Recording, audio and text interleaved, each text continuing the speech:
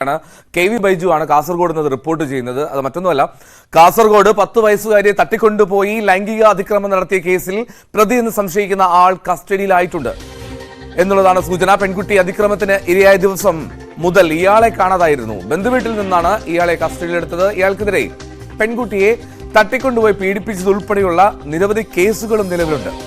ബൈജു ചേരുന്നു. ബൈജു, ഈ വാർത്ത ആദ്യം റിപ്പോർട്ട് ചെയ്തത് ബൈജു ആണ്. ഇത്തരത്തിലൊരു അതിക്രമം, ഇത്തരത്തിലൊരു ഞെട്ടിക്കുന്ന സംഭവം കാസർഗോഡ് നടന്നത്. ഇപ്പോൾ ആ കസ്റ്റഡിയിലായിരിക്കുന്നു എന്നുള്ള വാർത്തയും നമ്മൾ ബ്രേക്ക് ചെയ്യണം. എന്താണ് ലഭ്യമാകുന്ന സൂചനകൾ?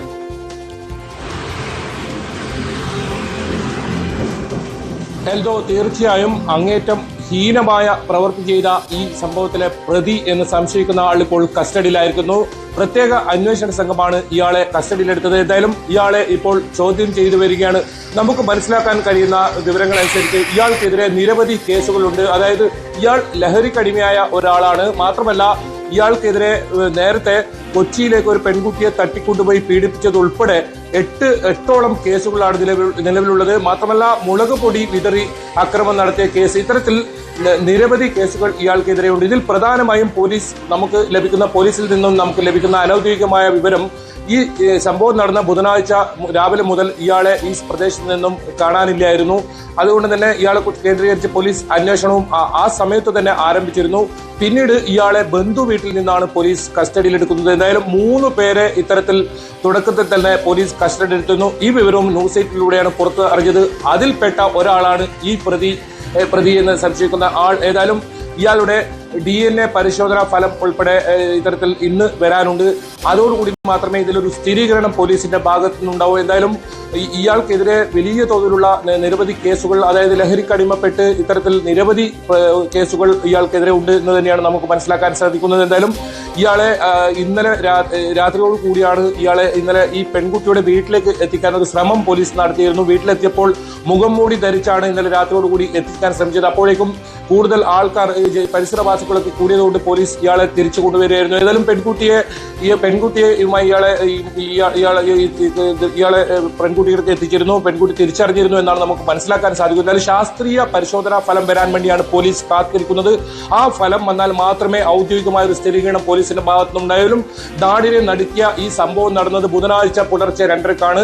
മുത്തച്ഛനൊപ്പം വീട്ടിൽ കിടന്നുറങ്ങുകയായിരുന്ന കുട്ടിയെ എടുത്തുകൊണ്ടുപോയി 1 കിലോമീറ്റർ അകലെയുള്ള ഈ വയലിന്റെ സൈഡിൽ വെച്ചാണ് ഇത്തരത്തിൽ ലൈംഗിക അതിക്രമത്തിന് ഇരയാക്കിയത്. അതിനുശേഷം കുട്ടിയുടെ കാതിലുണ്ടായിരുന്ന സ്വർണ്ണാഭരണങ്ങളും 13,000 രൂപ വില വരുന്ന സ്വർണ്ണാഭരണങ്ങളും ഇയാൾ കവർച്ച ചെയ്തു. അതിനുശേഷം കുട്ടിയെ വഴിയിൽ ഉപേക്ഷിക്കുന്ന ഒരു സാഹചര്യമാണ് ഉണ്ടായത്. എന്തായാലും ഈ കേസിൽ തുടക്കം മുതൽ തന്നെ പോലീസ് CCTV ക്യാമറകൾ കേന്ദ്രീകരിച്ചായിരുന്നു അന്വേഷണം. അതിലൊരു CCTVയിൽ ഇയാളുടെ ദൃശ്യം, അതായത് ഷർട്ടും പാൻസും ധരിച്ച ഈ പ്രതിയുടെ എന്ന് സംശയിക്കുന്ന ആളുടെ ദൃശ്യം പോലീസിന് ലഭിച്ചിരുന്നു. ആ ദൃശ്യത്തിന് ചുവട് പിടിച്ചാണ് പോലീസ് അന്വേഷണം മുന്നോട്ട് പോയത്. അതിൽ സാമ്യമുള്ള ആൾക്കാരെ ഇത്തരത്തിൽ കസ്റ്റഡിയിലെടുക്കുന്ന സാഹചര്യമാണ് ഉണ്ടായത്. ഇത് ഏറ്റവും പ്രധാനമായും ഈ പ്രതിയെ ആദ്യം തന്നെ പോലീസിന് കസ്റ്റഡിയിലെടുക്കാൻ കഴിഞ്ഞു. എന്നാലും ഈ കാര്യത്തിൽ ശാസ്ത്രീയമായ സ്ഥിരീകരണം ഉണ്ടാകണം. ഇയാൾ ഒരു മൊബൈൽ ഫോണിലൂടെ ഇയാൾ ഈ പ്രദേശത്ത് നിന്നും സംസാരിച്ചിരുന്നു. ആ തെളിവുകളും പോലീസ് ശേഖരിച്ചിട്ടുണ്ട്. DNA പരിശോധനാ ഫലം കൂടി വന്നാൽ മാത്രമേ പോലീസ് ഈ കാര്യത്തിൽ എന്തായാലും ഒരു ഔദ്യോഗിക സ്ഥിരീകരണം ഉണ്ടാവും. ഏതായാലും ഉത്തരമേഖല DIG തോംസൺ ജോസിന്റെ മേൽനോട്ടത്തിലാണ് അന്വേഷണം. അദ്ദേഹം അല്പസമയത്തിന് അകം തന്നെ ജില്ലയിലെത്തും.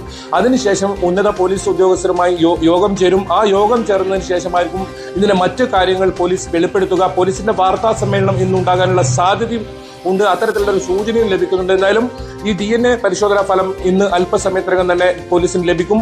അതോടുകൂടി ഈ പ്രതിയെക്കുറിച്ചുള്ള മറ്റു കാര്യങ്ങൾ, കൂടുതൽ വിവരങ്ങൾ പുറത്തുവരും. ഏതായാലും ഈ പ്രതിയെക്കുറിച്ചുള്ള എല്ലാ വിവരങ്ങളും നമുക്ക് ലഭിച്ചിട്ടുണ്ട്. പക്ഷേ പോലീസിന്റെ ഭാഗത്തു നിന്നും ഔദ്യോഗിക സ്ഥിരീകരണം ഉണ്ടായാൽ മാത്രമേ നമുക്ക് ഇക്കാര്യത്തിൽ കൂടുതൽ വിവരങ്ങൾ ഏതായാലും പുറത്തുവിടാനാകൂ. ഏതായാലും പ്രദേശവാസികളൊക്കെ വലിയ പ്രതിഷേധത്തിലാണ്. ഈ പ്രതിയെ ഉടൻ പിടികൂടണമെന്നാവശ്യപ്പെട്ട് അത്തരത്തിൽ പോലീസിന്മേൽ വലിയ സമ്മർദ്ദമുണ്ട്. എന്തായാലും ഈ കുട്ടി തലനാരിഴക്കാണ് രക്ഷപ്പെട്ടതെന്ന് വേണം നമുക്ക് പറയേണ്ടി വരുന്നത്. കാരണം ഈ കുട്ടിയെ ഇയാൾ ഉപേക്ഷിക്കുന്ന ഒരു സാഹചര്യം ഉണ്ടായിരുന്നു. പുലർച്ചെ 2:30-ക്കാണ് ഇത്തരത്തിലുള്ള ഒരു ഹീനമായ പ്രവൃത്തി ഈ പ്രതിയുടെ ഭാഗത്തു നിന്ന് ഉണ്ടായത്. എന്തായാലും ഈ പ്രതി ഈ പരിസരത്തൊക്കെ ചുറ്റിക്കറങ്ങാറുണ്ട് സ്ഥിരമായി. ഈ രാത്രി സമയങ്ങളിലൊക്കെ നേരത്തെയും ഉണ്ടായിരുന്നു. ഇതൊക്കെ സൂചനകളായിരുന്നു. പക്ഷെ അപ്പോഴും കുട്ടിയുടെ ഒരു പ്രധാനപ്പെട്ട മൊഴിയുണ്ട്. മെലിഞ്ഞ ശരീരപ്രകൃതി ശരീരപ്രകൃതമുള്ള വെളുത്ത ഒരാളാണ്, അതായത് 30 വയസ്സിന് താഴെ മാത്രം പ്രായമുള്ള തരത്തിലുള്ള ഒരാളാണെന്ന കുട്ടിയുടെ മൊഴിയാണ് ഇതിൽ പ്രധാനമായത്. ആ മൊഴി ചുവടുപിടിച്ച് CCTV ദൃശ്യങ്ങളും ഇത്തരത്തിൽ ശേഖരിച്ച് നടത്തിയ വളരെ ശാസ്ത്രീയമായ ഒരു അന്വേഷണത്തിനൊടുവിലാണ് ഇപ്പോൾ പ്രതി എന്ന് സംശയിക്കുന്ന ഒരാൾ കസ്റ്റഡിയിലുള്ളത്. ഏതായാലും ഇതിൽ പോലീസിന്റെ ഭാഗത്തു നിന്നുള്ള സ്ഥിരീകരണം വളരെ വൈകാതെ തന്നെ ഉണ്ടാകും. ആ ശാസ്ത്രീയമായ പരിശോധന ഫലം എത്താനുണ്ട്. ഏതായാലും പ്രതി ഇത്തരത്തിൽ സമൂഹത്തിൽ നിരവധി കേസുകളുള്ള ഇത്തരത്തിൽ വലിയ തോതിലുള്ള ഒരു പ്രശ്നം ഉള്ള ആള് എന്ന് തന്നെയാണ് നമുക്ക് മനസ്സിലാക്കാൻ സാധിക്കുന്നത്. ഇത്തരത്തിൽ ഞാൻ നേരത്തെ സൂചിപ്പിച്ചതുപോലെ തന്നെ കൊച്ചിയിലെ ഒരു ലോഡ്ജിൽ വെച്ച് ഒരു പെൺകുട്ടിയെ തട്ടിക്കൊണ്ടുപോയി പീഡിപ്പിച്ചത് ഉൾപ്പെടെ നിരവധി കേസുകൾ, അതായത് എട്ടിലധികം കേസുകൾ ഇയാൾക്കെതിരെ ഉണ്ട് എന്നാണ് നമുക്ക് ഇപ്പോൾ മനസ്സിലാക്കാൻ സാധിക്കുന്നത്. ഇനി കൂടുതൽ പോലീസിന്റെ വാർത്താ സമ്മേളനമൊക്കെ വരുമ്പോൾ ഇതിന്റെ കൂടുതൽ കാര്യങ്ങൾ വരും. എന്തായാലും ഈ പ്രദേശവാസികൾക്ക് ആദ്യം തന്നെ ഇയാളെ സംശയമുണ്ടായിരുന്നു. ആ തരത്തിൽ പോലീസിന് ഈ മൊഴിയും നൽകിയിരുന്നു. ഏതായാലും ഇന്ന് ഇപ്പോൾ ഹോസ്റ്റൽ പോലീസിന്റെ കസ്റ്റഡിയിലാണ് ഇപ്പോൾ ഇയാൾ ഉള്ളത്. മറ്റ് 2 പേർ കൂടി ഇപ്പോൾ ഈ പോലീസ് കസ്റ്റഡിയിൽ ഉണ്ടെന്നാണ് നമുക്ക് മനസ്സിലാക്കാൻ സാധിക്കുന്നത്. ഇയാൾ തനിച്ചാണ് ഈ കൃത്യം നടത്തിയത് എന്നാണ് നമുക്ക് മനസ്സിലാക്കാൻ സാധിക്കുന്നത്. എന്തായാലും നാടിനെ നടുക്കിയ ഒരു സംഭവത്തിൽ പ്രതിയെ പോലീസിനെ വളരെ പെട്ടെന്ന് തന്നെ പിടികൂടാൻ സാധിക്കുന്നു എന്ന് പറയുന്നത് വലിയ കാര്യം തന്നെയാണ്. അത്തരത്തിലേക്കാണ് ഇപ്പോൾ പോലീസിന്റെ അന്വേഷണം നീങ്ങുന്നത്. ഏതായാലും വലിയ 4 DYSPമാരുടെ നേതൃത്വത്തിൽ വലിയ സംഘത്തെ തന്നെ രൂപീകരിച്ചായിരുന്നു അന്വേഷണം. അത്തരത്തിൽ ഊർജിതമായ അന്വേഷണം നടക്കുന്നുണ്ടായിരുന്നു. രാത്രിയും പകലൊന്നുമില്ലാതെ പോലീസിന്റെ അന്വേഷണം ഉണ്ടായിരുന്നു. ആ അന്വേഷണത്തിനൊടുവിലാണ് പ്രതിയെ ഇപ്പോൾ കസ്റ്റഡിയിലെടുക്കാൻ സാധിച്ചത്. എന്തായാലും അല്പസമയത്തിനകം തന്നെ ഇതിൽ ഔദ്യോഗികമായ സ്ഥിരീകരണം ലഭ്യമാകുമെന്നുള്ളതാണ് വിവരം. KV ബൈജു തുടരുക. ഈ കാസർഗോഡ് 10 വയസ്സുകാരെ തട്ടിക്കൊണ്ടുപോയി ലൈംഗിക അതിക്രമം നടത്തിയ കേസിൽ പ്രതിയെന്ന് സംശയിക്കുന്ന ആളാണ് ഇപ്പോൾ കസ്റ്റഡിയിലുള്ളത്. അതിൽ ഒരു സ്ഥിരീകരണം പോലീസിന്റെ ഭാഗത്തു നിന്ന് ഇനിയും വരേണ്ടിയിരിക്കുന്നു. അത് വന്ന ശേഷം മാത്രമേ അയാളുടെ പേരുൾപ്പെടെയുള്ളവ നമുക്ക് പുറത്തു പറയാൻ കഴിയുമെന്നാണെങ്കിലും ഒരു ഔദ്യോഗിക സ്ഥിരീകരണത്തിലേക്ക് കാത്തിരിക്കുന്നു. ബൈജു, ഈ നാട്ടുകാർ നൽകിയ സൂചനയാണോ ഇതിൽ നിർണായകമായത്? മാത്രമല്ല, ഇയാൾ പ്രദേശവാസിയാണോ? ഈ അങ്ങേയറ്റം ക്രൂരമായിട്ടുള്ള ഒരു പ്രവൃത്തി ചെയ്യുക, ആദ്യം ഒരു കവർച്ച എന്ന് മാത്രം കരുതിയ സംഭവം അതിലൊരു ലൈംഗിക അതിക്രമം പിഞ്ചു കുഞ്ഞിനോട് സംഭവിച്ചു എന്നുള്ളത് ഞെട്ടിക്കുന്നതായിരുന്നു. അപ്പോൾ ഇയാൾ ഒരു ക്രിമിനൽ മൈൻഡാണ് എന്നുള്ള കാര്യത്തിൽ യാതൊരു സംശയവുമില്ല. ഈ നാട്ടുകാരൊക്കെ ഇത്തരത്തിൽ ഇയാളാണ് എന്നുള്ള സംശയത്തിലേക്ക് എത്താനുള്ള കാരണം എന്താണ്? പ്രദേശവാസി തന്നെയാണോ ഇയാൾ?